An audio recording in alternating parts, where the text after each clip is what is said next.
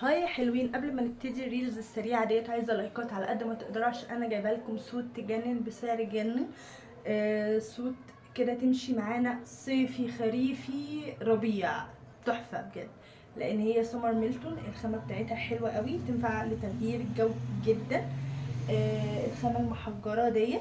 كمان معانا التيشيرت بتاعها، بصوا قد ايه هو واسع، بصوا قد ايه هو يلبس لحد اكتر من 100 كيلو كمان. هو تلتين كم كده.